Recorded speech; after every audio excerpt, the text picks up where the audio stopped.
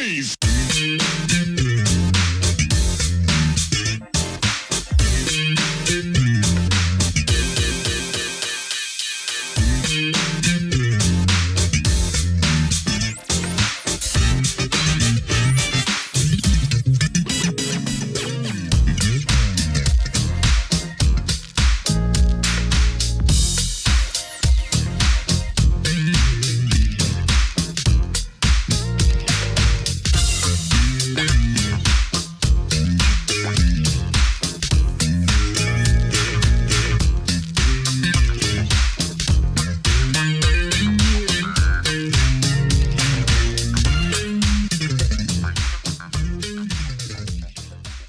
Welcome to another edition of Truth and Rhythm. This is the interview show that gets deep in the pocket with contemporary music's foremost masters of the groove. I am your host, Scott Dr. GX Goldfine. If you enjoy this programming, subscribe to the Funk and Stuff channel on YouTube, which is where Truth and Rhythm lives, and be an advocate by spreading the word among fellow funk, jazz, and R&B music lovers. Join Truth and Rhythm's membership program through Patreon. You can also submit a direct donation to the cause anytime at funkandstuff.net. At that site, you can also purchase the book Everything's on the One, The First Guide of Funk. Shop for official Truth and Rhythm and Funk and Stuff merchandise, and use the Amazon links for all of your online purchases, which allocates a percentage to this show. For those of you who go the extra step in supporting the show, you have my heartfelt gratitude for allowing us to continue to shine the light on those special artists whose quest is to find truth in rhythm. Questlove was around the studio sessions. So he's like, you're bad. You could play that chicken grease funk Prince type thing. And so he's like, you know what, I'm doing some sessions. I'd like to call you on some. I'm doing this big tribute to Prince at the Brooklyn Academy of Music on I think it was the 11th of December 1999, 11th and 12th. It's the hottest ticket in New York at the time. Everybody wanted to go because it was like they were doing the 1999 album, but with a different guest vocalist for each song. So you'd have I forget the girl's name. What's her name? What if God was one of us? Whatever her name is. She'd be doing like 1999, and then the next song, Little Red Corvette, it would be someone else who's famous, PM Dawn or something. Like it was an all-star show. Joan Osborne. Joan Osborne, yes. So she was a part of it. Lots of famous people were a part of this show. And so for a period of time, I was doing a few things with the Roots, and they needed a new guitarist. So I was actually asked to be the guitarist of the Roots. And at the time, I had a record deal. I had signed by that time with Rockefeller. And so that sort of didn't go anywhere because I wasn't just interested in being a guitarist. So I think that was a bit off-putting to Amir, Questlove, and his management, this guy named Rich Nichols at the time. But we were in talks about it, and definitely if I would have stayed in New York and I didn't have my own things going, that would have been a pretty good job to have, you know? So back to your question. I think your question was, what was your question again? Well, we can get back to Jay-Z, the getting signed. Yeah, how did things kind of go south for you with that? Well, okay, so I got signed to Rockefeller, as I told you, through them liking Nikka Costa's record. I believe that Jay-Z liked her record a lot too. So they signed me, and unfortunately, they were going their separate ways at that time. Jay-Z was about to become the president of Def Jam, and his partners, he was about to cut them loose and go for himself. So I was caught in the middle of that. It's like I signed a record contract for maybe, I think it was like $250,000. And my lawyer got maybe 20 something, 25. I may have gotten 15 just as a little first installment of this or something like that. I never got anything else. And that's because they wouldn't open up the budgets. It was very confusing in the office about where things are going. And it was a very rough time for me because I was in the studio trying to record my album. They weren't paying the studio fees. It was just a really bad time. So eventually, I had no choice but to leave the situation because I was behind on my bills, trying to fight to get my money. Like they were always saying I needed a manager to talk to them, not myself going up to the office. So I got like 2 or 3 different people to act as a manager for me temporarily just to try to get my money out of these people. They made them promises that they were going to pay me, never got around to paying me. Till it got to the point where I literally was so behind on rent and things that I got evicted. I got a notice in the mail saying, we haven't received any rent from you for blah, blah, blah, blah. And I was told that Rockefeller was going to contact them and pay them directly. I don't know why I believed that, but that's what I was told. Just leave it with us. We'll call them and we'll sort that bill out and then we'll open up your budget. And none of that happened. So I had to leave. And fortunately, at that time, Kid Creole was doing a musical in London. Well, actually in a place called Blackpool, it's Northern England. And it was called Oh, What a Night, this musical. And someone who wrote, one of the writers of that show, he wrote a Marvin Gaye musical as well. And so they wanted to find people for this. And I got the call, hey, you would be perfect for this. You can sing, you can blah, blah, blah. So I went to England, to London, and I did this musical for about a year. And then we took it to Belgium, to Ostend, Belgium, where Marvin actually lived for a short period of time before he made Sexual Healing. He was living in Ostend. He was trying to get himself clear and back on track. And so I got to go to the house he lived in. The people who took him in and tried to help get him healthy again came to the show in Belgium, took us to the house. So it was an interesting experience, but that's how I got out of the Rockefeller thing. You know? Well, at least you landed on your feet over there, doing that. It's a constant struggle, it's a constant struggle. I now am like the most funky person anywhere I go, but there's no demand for funk. Well, that's a huge topic right there, how it was kind of squelched. I don't know if that's the right word, but suppressed. I mean, Yeah. funk's been suppressed in so many ways through the years. A It's lot of it's hard. related to racial things, in my opinion. But I think so.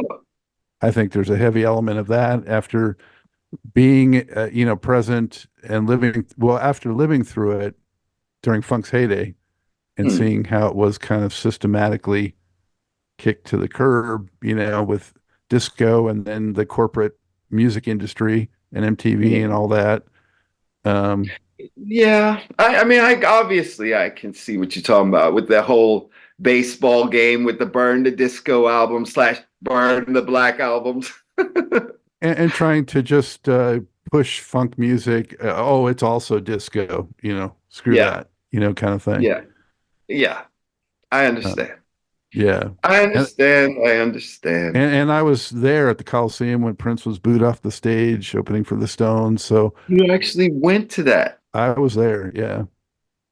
Wow, that must have been a memory for you. Like that I know probably was a racially motivated thing.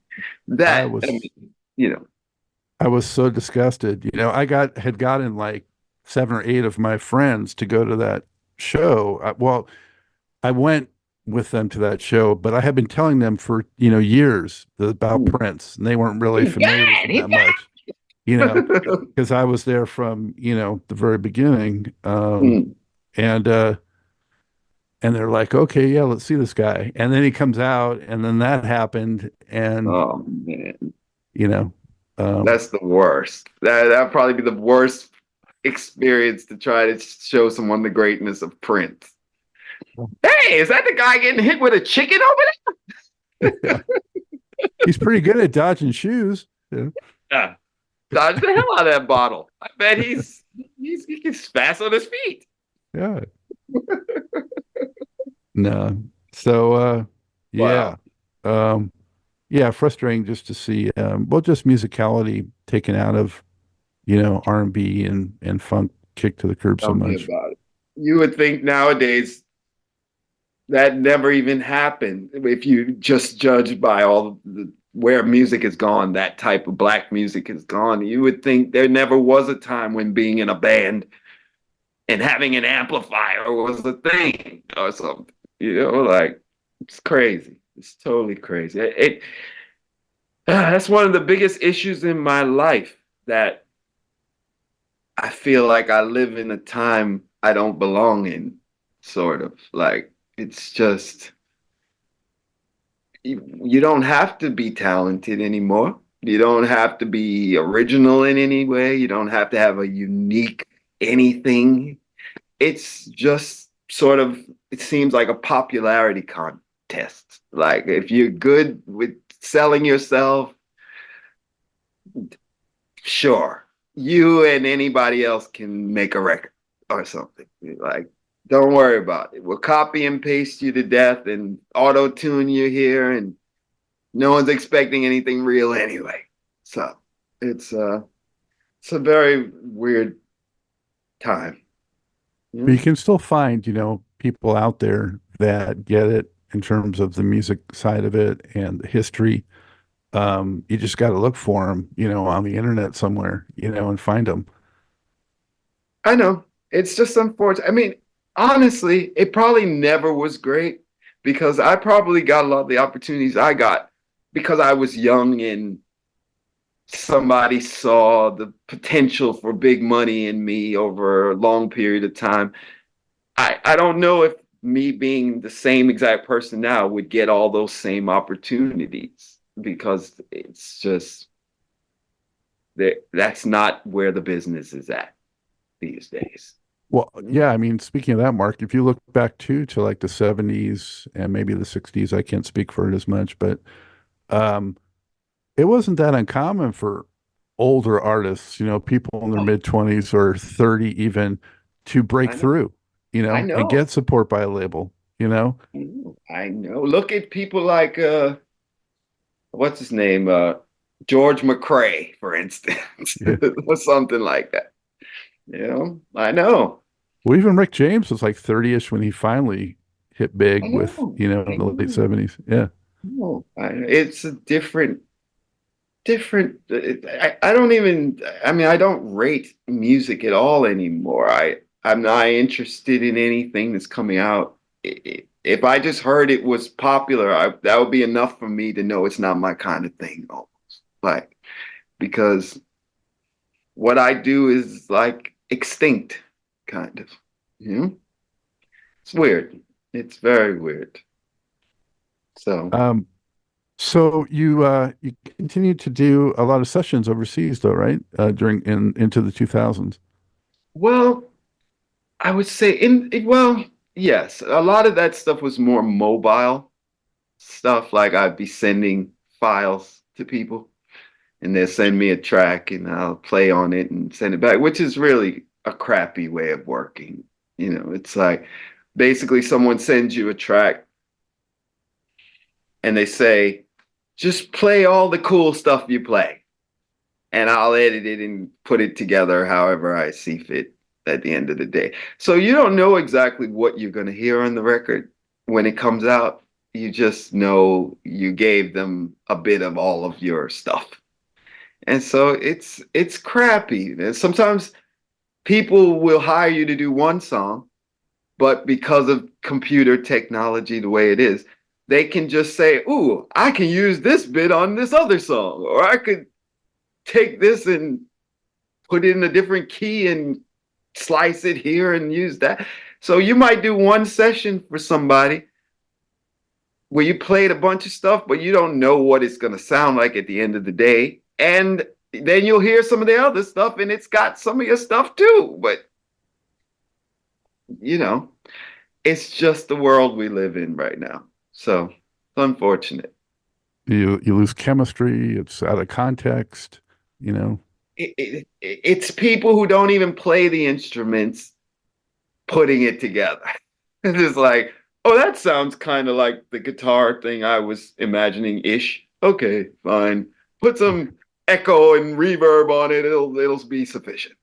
Whatever. It's not even music to me anymore. And sometimes they match it up with things that don't even work.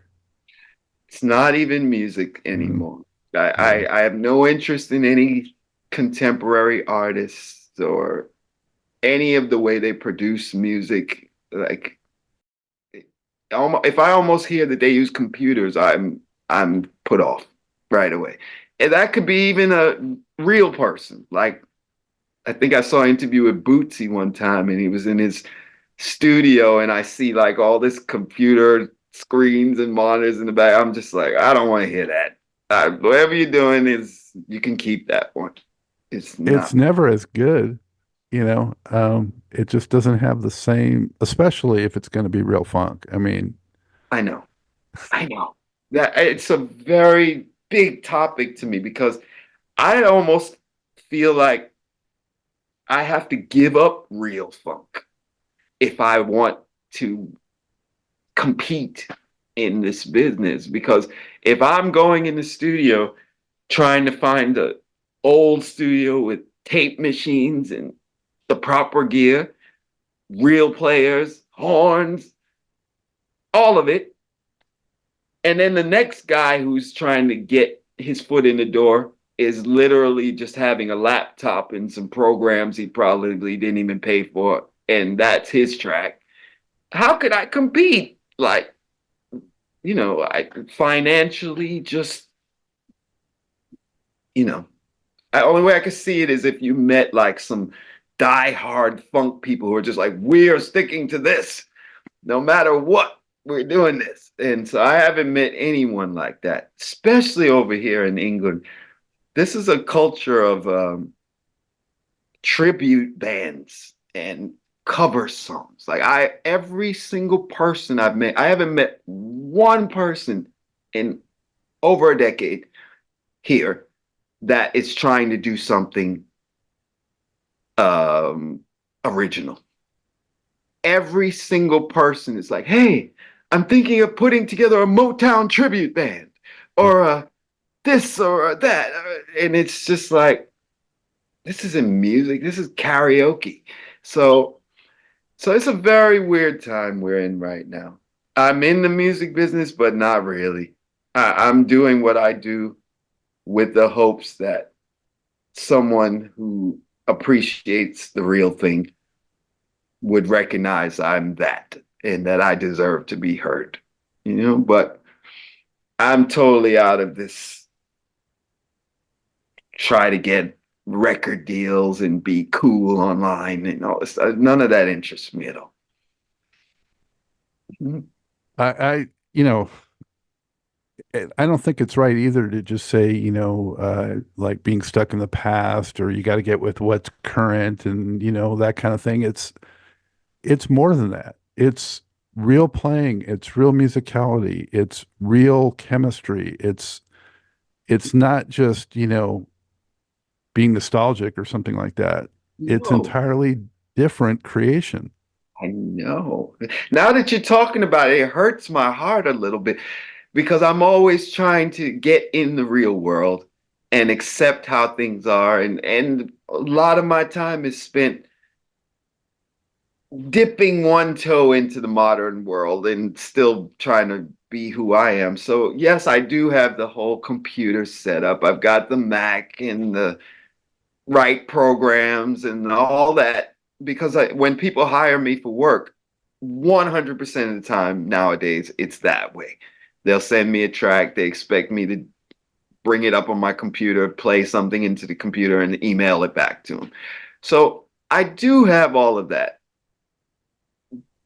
But it's just, well, I'll never commit to that type of thing. It's not music to me. And the other thing, it's just not feasible to do it, to do it properly. You know, like to actually go, a one roll of tape to do this properly costs more than their whole budget with a laptop. You know, like it's hard to explain it to you, but No, I get it. It's just like it really started in the 80s when they started getting rid of the horn sections instead and using keyboards. And then, they didn't have to pay those horn guys. And then part of the reason that rap and hip hop got so big with the labels was because they could do it so cheaply. They didn't have to I'm pay so all these glad things. you know that. I'm so glad you know that.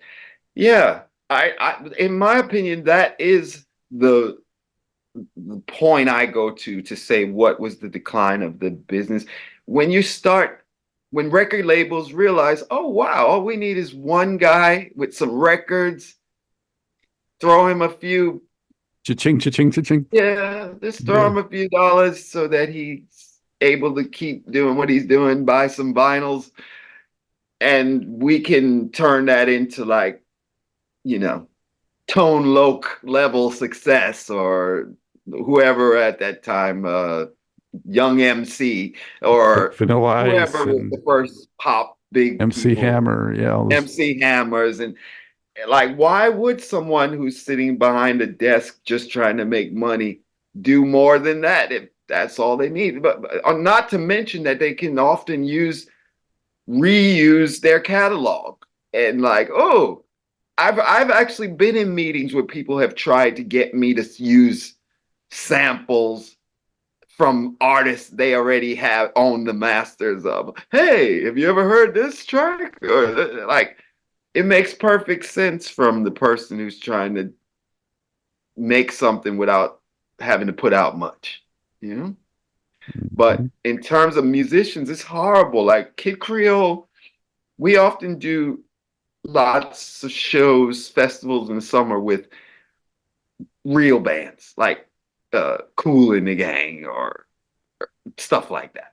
Earth, Wind and Fire, whatever they are still today. But like, it's a lost art, those guys are like nostalgic. You'll go see one of these bands, Earth, Wind and Fire, Kool and the Gang, Heat Wave, and it's like 75% of the people weren't a part of the band. And it's just for a certain age group, a certain demographic that appreciates that sort of thing. But it's not. It's just a nostalgia thing, really, It's a for the most part. nostalgia thing. Yeah. That's And like how the you Kid said, Creole shows feel a lot to me too. Like, oh my God, people come dressed up in their 80s clothes and they're like, this is my youth. But it's not. I want to see the new Kid Creole, some 22-year-old dressed up like in his suit and got a band and doing it, So well, that's why so much reason why I love Prince so much and miss him so much, because I felt like he was pushing things, always challenging himself. I don't know yes, how you feel, but I feel that way. And even right real before he music for died, real music by real musicians. he was working with Mono Neon and different people and always trying to, like Miles Davis, just True, always trying to do something new. And that's true. I can't say I appreciated everything he was doing, but I'm not one of these fans who's just like, oh, it's Prince, he can do no wrong. Personally, I don't listen to Prince much anymore because there's just so much of it. And so much of it, in my opinion, it's just because he was obsessive about recording and putting stuff out. It's not because it's actually like such a statement. Top tier. Yeah. Yeah, it's my personal feelings, but like I am a real Prince guy, like you probably. I've seen every tour. Every tour since Purple Rain, but I have all the records. I was in the MPG Music Club. I went to all the the celebrations when he was actually alive, and you're going to spend a week with Prince. I have diehard friends. Like to say hello to Bianca in Chicago. She's a Prince like fanatic. But yeah, I did. I wasn't crazy about everything that he was doing. I found that whole Larry Graham period to be a bit much for me. When you go see Prince and all he wants to do is sing Everyday People, it's like, okay, I get it. Your idol is on the stage with you, but we came to see Prince. So, yeah, there's a lot of his stuff that it just goes over my head. And a lot of it sort of hits me like that. It's not fully old school. It's kind of half and half, kind of. It's hard to explain it to you, but he was, in my opinion, the last of the greats. But I don't particularly like everything he did. Mm-hmm. So, but much he had, like anyone else. he had the mentality though to be fearless in trying whatever. Yeah, he's the man. There's nothing to say about Prince. He's the man. You know, I could tell you so much about my dealings with him. I'll just say that you often hear that thing about you're not supposed to meet your idols because he was the only one I've met where I feel that way about. He was just maybe super competitive is the word, where it's like I never got a feeling of like me and Prince and we can communicate or we can meet on any kind of common ground, even though I feel like I'm his son almost or something. It's just, I think he saw a lot of people as competition, or I think he's a very competitive person. And just, I don't want to say the wrong thing, but petty? Maybe petty is the word. I don't know. But yeah, I never really got a real feeling from him. Like I'm having a conversation, a communication with someone. There's always this I'm Prince and you're not as funky thing going on or something like that. It's hard to explain it to you, but first time I really met him, I went out to Paisley and it was after that Roots thing, at the Prince tribute. And so I went out there and to watch the taping of the rave into the 2000 thing with Lenny Kravitz and all that stuff. I was there. And I was so, without elaborating, I'll just say, when I got back to New York, I took down all my posters. I took down every bit of Prince stuff I had all over the house. Because I just felt I didn't like him as a real person. You know? So I probably shouldn't elaborate much more on that one. But just, there's some people you can get behind the mask, and there's some people you can't. I found him to be one I couldn't. Well, it's so consistent with, I've done dozens of interviews with people that were close to Prince or as close as you could get to Prince. And even that Eric Leeds one that you mentioned, he talks about the rare moments where he kind of saw Prince let his guard down and then he quickly recovered, to be the persona. Oh Lord, I'm not as funky as I should be. Jesus. I know. Well, that was kind of my experience. Just you know. And I also did a few things to bother him as well, unfortunately. Like I spent some time up in his private quarters in Paisley when he was rehearsing. I wasn't aware that I wasn't supposed to be up there. But I'm like, oh wow, look at this room. It's got Prince clothes and shoes, and I was taking pictures and I was in his private bathroom and I'm like marveling, wow, there's Prince symbols on the little hot and cold water things. This is amazing. And so he actually came in his bathroom and saw me in his mirror, like getting groomed for Prince. I don't think he liked that at all. He gave me his little Prince smirk and didn't acknowledge me and walked in the toilet. And then I walked out the bathroom and I just got a feeling, uh-oh, I maybe shouldn't have been there. And so maybe it's that. Maybe he's remembered me. And even though I saw him 5 or 6 other places, there was never any warmth. There was never any acknowledgement. It's just, so it could have been because I'm a musician that isn't part of the Prince camp and he had to put me in my place. It could have been because he saw me with Kid Creole and he thinks of Kid Creole as the competition. I don't know. But he's come to many Kid Creole shows that I've played. There's been many times where we're about to go on stage and then you get somebody in, like, the road manager be like, okay, Prince is here and he doesn't want anyone to acknowledge him or look at him, so do not look at the right side of the stage. And I'm standing stage right. And Prince is literally 10 feet away from me behind the curtain, but I can't look because we'd bother Prince, who wants to come see the show in peace or something. So, Yeah, I think the petty comment is on the mark, just based petty, on what a lot of people have said. petty, unnecessarily so is what I found Prince to be. Yeah. So you either write it off to being an eccentric genius, or you let it affect your feeling about him. It has affected my feelings. I can't really listen to him without thinking, not my favorite person. And so that's very weird. And I love him.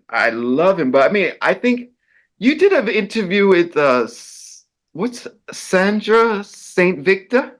Sandra? Yeah. Mm-hmm. Yes. I heard her on other interviews talk about Prince stole her song or something, or just all kinds of things you hear. And it's like that. Like, I worked on this Nikka Costa record, and then he takes Nikka Costa under his wing and suddenly she's his artist. And like, it's just, he just does things in a way that I wouldn't do them. Let's just Well, and Sandra St. Victor, she talked about that she had the opportunity to sort of be one of his proteges, and she decided to go a different direction. Smart lady. She wanted to remain her own artist and own person.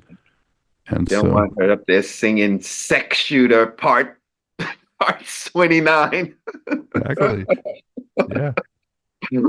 Yes, I understand. Totally. So, I mean, you might get your 5 minutes in the spotlight doing that, but probably you're going to end up being pigeonholed, and then where do you go? Yep, I know it all too well. I mean, look at all of his people. I mean, just from Kip to Tony M, just all these people, you can see what happens when Prince takes a liking to you, and then you eventually just become a part of the Prince fabric, So it's weird. Yeah. Where You see some exceptions, but I think they're mostly for the people that were more in the background, like Rhonda Smith, ended up hmm, going on that with were Gift Check already and doing their whatever. own things, sort of. Yeah. Yes. Yeah. Yep. Yep. I love Prince, though. I mean, anything I'm saying, you have to take it with a little grain of salt because he's the Hey, bad dude. Like he's Prince. So what are you gonna say, really? He gets a lot of leeway for being, like you said, an eccentric genius. But that man is bad. Like, wow. Like, just the fact that he can go to the piano and rock as well as anyone you heard, the guitar, the bass, behind the drum kit, in the studio, produce, mix, engineer. Like, he's as thorough as you can be. You and he know? was just fun to be a fan of because he was so prolific and he was always doing stuff. So it was never boring or dull or, never, Exactly. you know, uh, so, and even in an era when they started making everybody wait, 4 or 5 years to do an album, he Mm. bucked that trend and kept giving you stuff. Whether you were impressed with it or not, he was at least I giving agree. you stuff to I listen to. agree. I agree. I think I fell off with the Prince thing probably around the Rainbow Children. It's like I had heard all the Prince that I needed to hear at that point. I just felt like he was sort of, I don't know, that whole Larry Graham is like he was Jehovah's reverting Witness. back Well, to his youth or something, you know? it's funny, Mark, and I saw Graham Central Station play the House of Blues in like 96 or so. And I got to go backstage, meet Larry Graham, and he was super Wow, nice. of And course. of course, a bass hero of mine. Mm. Um, and I said to him at the time, hey, were you aware that Prince is like playing covers of your tracks? Like Oh, really? um, Wow. um, I Believe in You. Is that the name of the track he was doing? Hmm. Yeah, and the No, Jam. He was doing the I Jam. know he was doing the jam a lot. Yeah. Yes, with So he was doing a couple of those tracks, on his own before he met Larry, apparently, maybe because I hair asked as him, well. Maybe hair as well.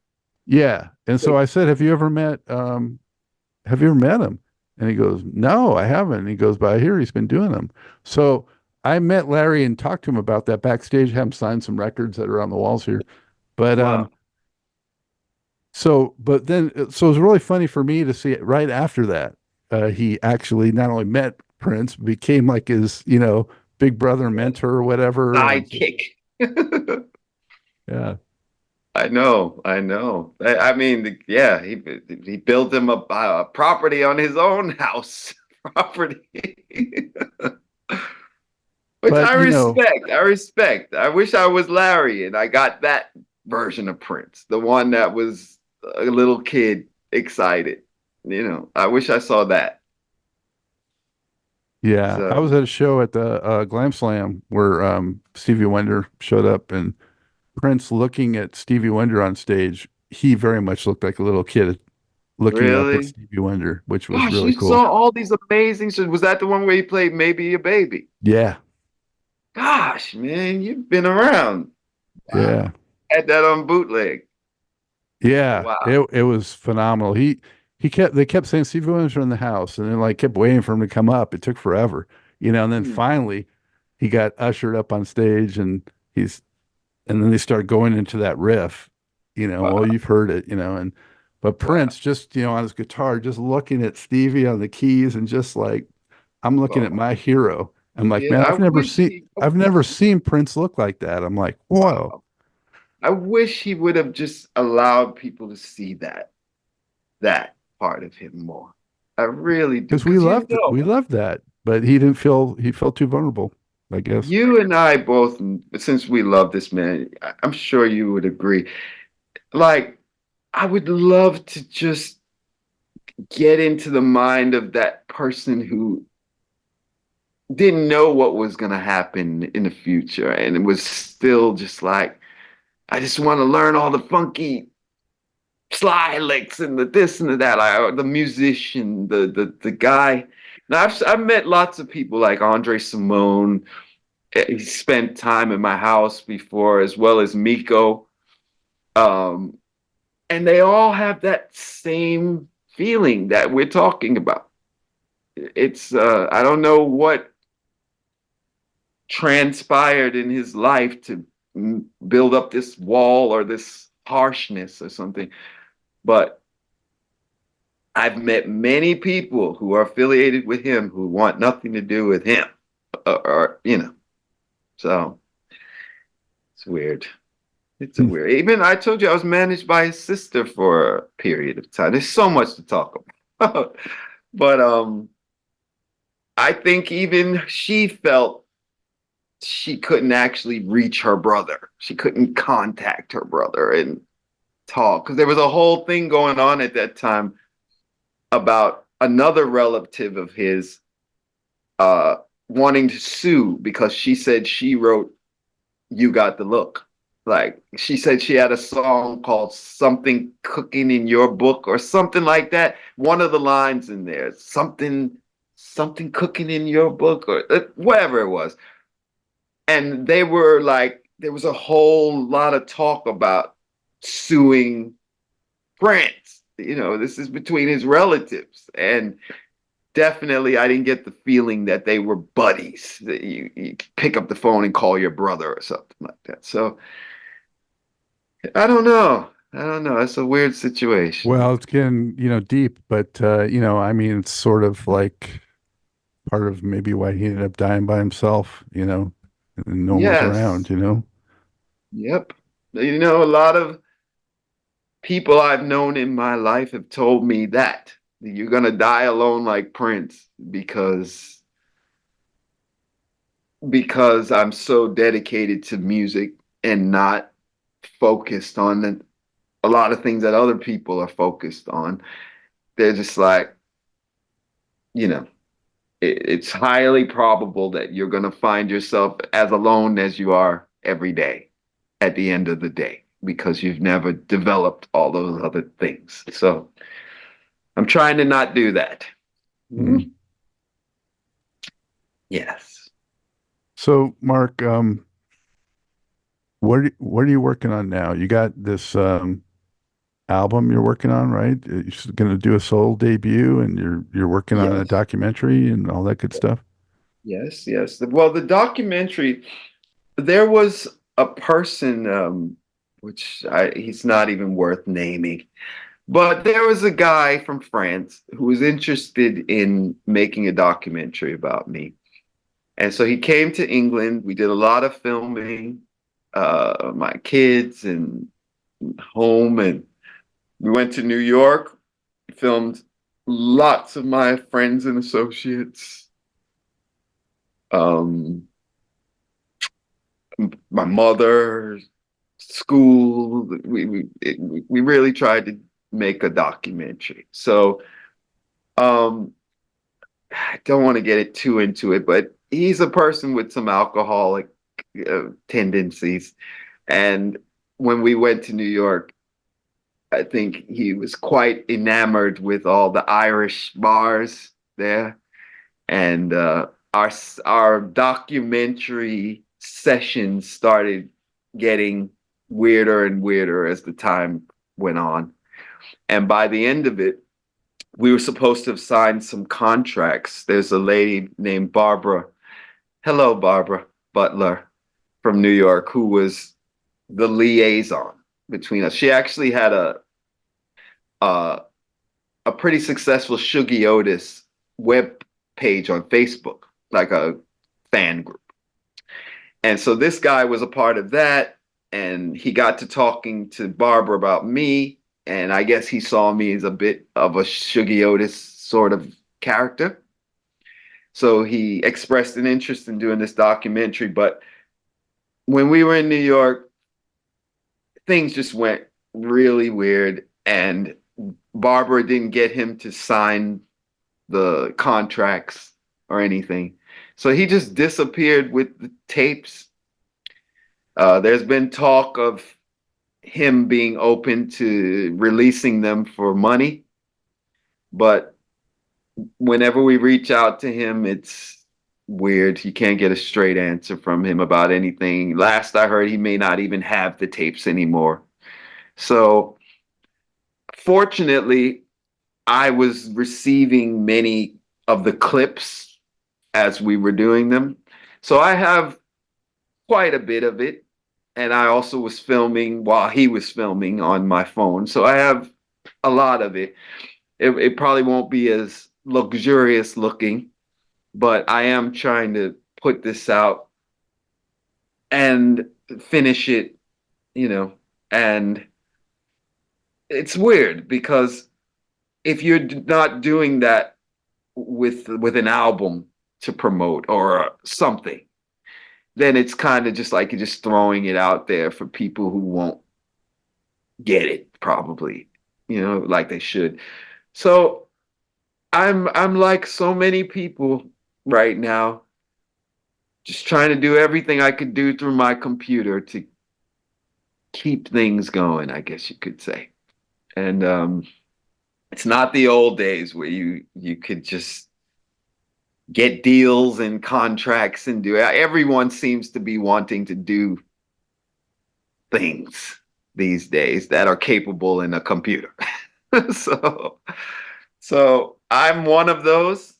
And regarding my music, that was the documentary situation. Regarding music, I don't do anything else. So, like, as soon as an idea comes to my head, a bass line, a guitar thing, a chord, a beat, I'm putting it down. And it's a little bit difficult right now doing what I used to do, where not only are you putting it down as a demo to then expound on that in the studio and make the record and really trying to do it. These days, a lot of it kind of just stays at that level, like at the demo level, because as we were discussing before, it's just, where are you going to find the budget to go get a band, a studio, tape recorder, and someone who's willing to actually believe in that sort of thing enough to finance it, put it out properly, when we live in a world where people literally don't expect to pay for music or even pay for the production of it. It's just a weird time. I'm doing everything I've always done, just in an environment where it's definitely not my environment, So that's my answer to you. It's all happening, but probably like a lot of other people. I saw Eric Leeds, and he was talking about working with the guy from The Family. I forgot his name. Yeah, Saint Paul. Yes, yeah. He probably doesn't like being called Saint Paul, but Paul Peterson. Like, what I'm doing is kind of like that, You make your stuff the best you can, and you try to appeal to the people who might be interested, but it feels like it's a big popularity competition. Whoever knows how to work their magic online well enough, I think you're very good at it. I respect your wherewithal with getting your name out there and your product, but I'm not that person. Like, I need to focus on the music and let other people handle all the managerial stuff and financing and this and that. So just trying to keep it together, Scott. I'm trying to wait it out. Hopefully there's going to be a funk revival or some new young artist who's funk based, and then that opens the door up for anybody else who can still get up. So I'm beyond Bruno Mars. Oh God! I didn't say that. Let's back to the Mark Ronson connection. That's another person you know, well, oh, it's hard. I've been ripped off a lot, you know. There's a song which I was hoping we would touch upon, that I lost millions and millions and millions and millions of dollars on. I worked on this song, which I won't name it. I don't want to get nobody in problems. And who knows, this person might just reach out to me one day with a check. But I worked on a song with a guy who wrote some hits for Maxwell. And he had another Grammy Award winning hit around the 2000s that was a real hit, like a real hit. We're talking one of the longest number ones ever. And he was a close friend. We made records together all the time. We both played in bands together, and I was in his band as his guitarist when he was trying to do a solo thing. We were together all the time. Soon as that record became a hit, never heard from him again. It's like 23 years or something. He's gone. But a lot of my other friends still deal with him. Never heard from him again. It's very clearly documented that I did this thing. And this song happens to feature guitar. And there's probably at least 500 to 1,000 people on YouTube teaching in tutorials on how to play it. No, everyone's oblivious that I had anything to do with it. Well, this guy is, last I heard, he was in a mansion somewhere in Brazil. So, yeah. Are there any credits showing for guitar on the track, or it just doesn't list anything? The guy who is the artist that he made the song for is a guitarist. So he's getting all the credit. So, but it's very well documented. I was in the studio with others who saw it all go down. I won't elaborate any more on it. Yeah, I'm sure anybody out there can piece this together. Early 2000s, someone who wrote songs for Maxwell and had a Grammy Award winning huge hit song. I will leave it at that.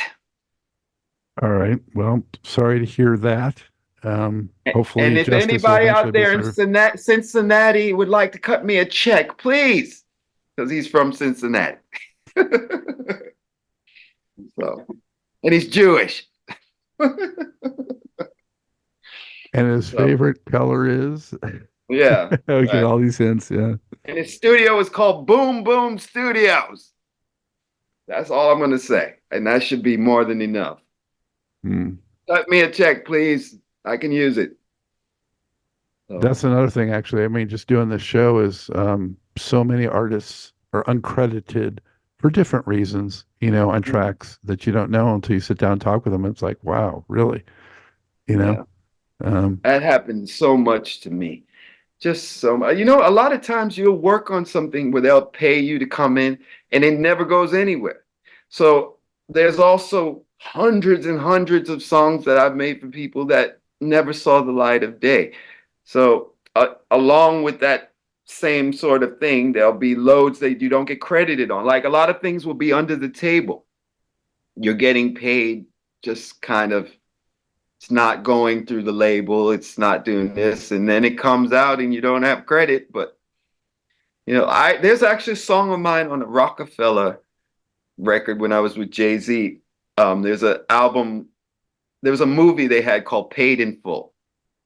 And the soundtrack for Paid in Full was an album called The Dream Team. And it featured all of the people who were artists on the label. And I'm on there. Like, I just went in and played them a song that I thought might have worked for what they were doing. And they were like, right, put it on the album. These people never put any credits. No, none of my publishing, nothing. All it says is MAJ, Brooklyn Girl on it. Never got any residuals, nothing. Like, it's so loose. Literally like, yeah, that sounds good. Put it on the album. That's it. So It's a weird business, Scott. It's a very weird business. I'm thankful for people like you who are in it for the right reasons, in the music and the just it's not about that anymore, it seems. It's so unfortunate to see all these great artists that are still able to get out there and do what they do. But like you were saying earlier, once upon a time, you could be an adult doing music and get some kind of recognition. Or I grew up, I used to see Lou Rawls all the time when I was a little kid, and he was popular. And, that would never happen to, I don't even think Stevie would get signed and really put out there today.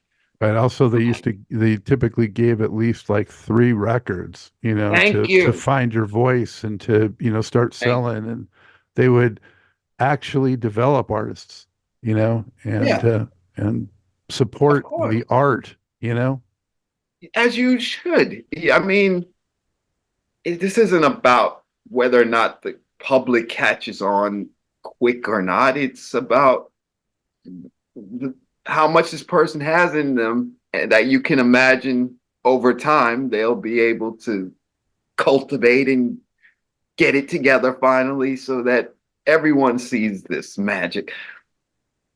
That's the most obvious thing in the world. Nobody comes out fully formed. If you saw Prince in his first days, that's nothing like the Parade Tour or something. It's coming together. I was at his very first West Coast concert ever in 1979. The Roxy, was that? Yeah, You saw Prince I with was the there. Farrah Fawcett hair? He had the leg warmers, bikini briefs, Oh my gosh. and brothers that I was sitting next to he was new, and he was Yeah, only singing in falsetto then. That's all he right. sang.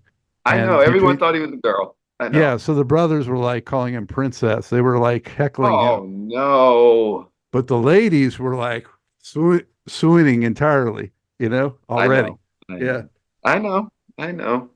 Well, yeah, that's not a very odd story. That's pretty much par for the course that you're going to get that reaction.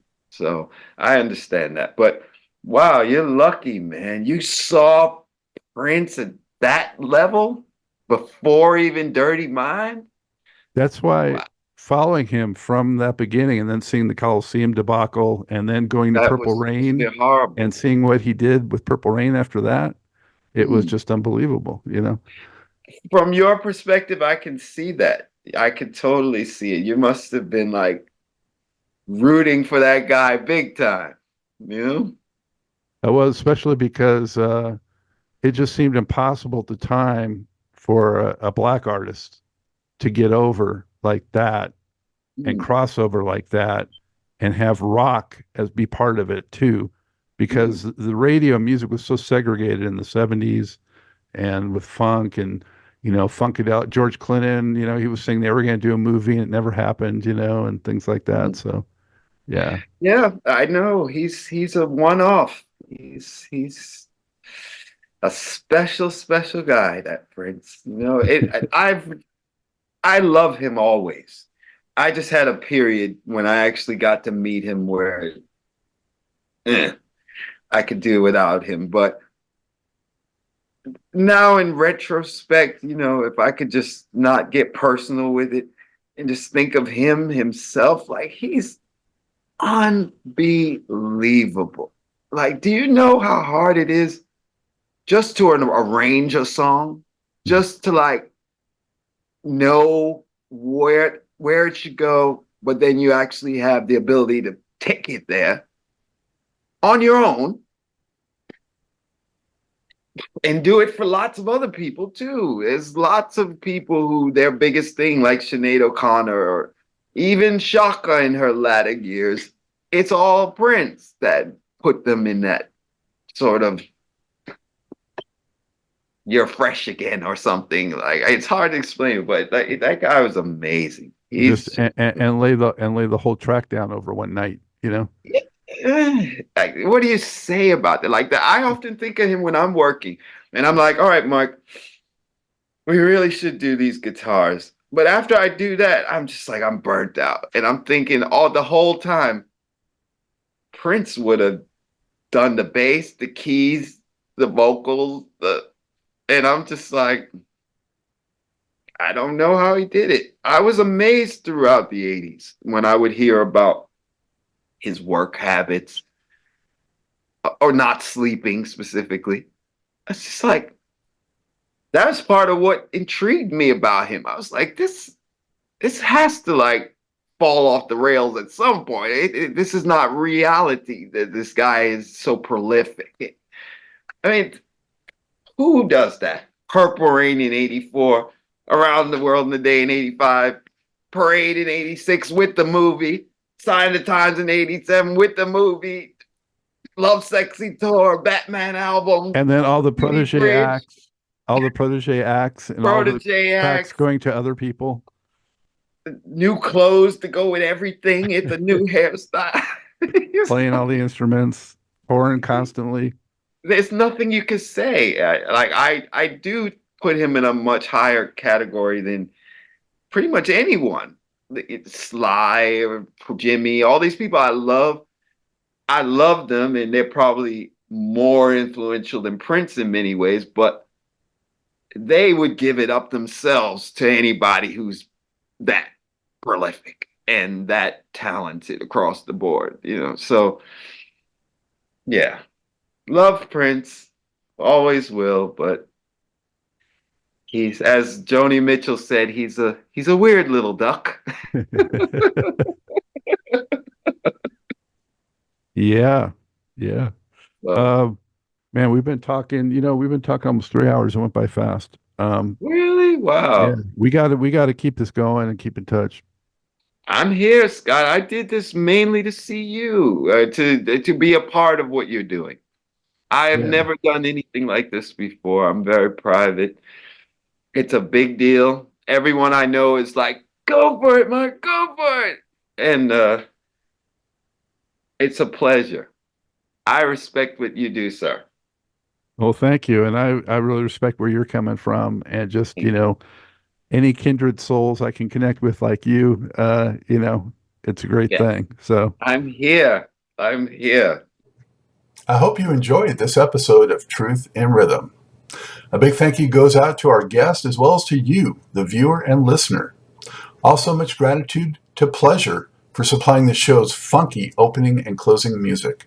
As a reminder, you can always access the complete list of linked shows by episode at funkandstuff.net. I urge you to support this program and receive the extra benefits along with that by subscribing to the Funk and Stuff channel on YouTube and sharing it with funk, R&B, and jazz lovers, joining Truth and Rhythm's membership program at Patreon, submitting a donation at funkandstuff.net, buying Everything is on the One, the First Guide to Funk book at Amazon, shopping at the Funky Things store for cool merchandise at funkandstuff.net, and linking through funkandstuff.net for all of your Amazon purchases. In addition, if you're an artist or anyone seeking proven, results-oriented professional marketing, PR, writing, or editing consultation or production, check out the media services section at funkandstuff.net. Also, I encourage you to drop me a line at scottg@funkandstuff.net. I love the feedback, suggestions, guest requests, appearance and sponsorship inquiries, and just talking about my favorite subject, groove-based music. For now, and as always, this is Scott Dr. GX Goldfine saying, keep on vibing to the rhythm of the one.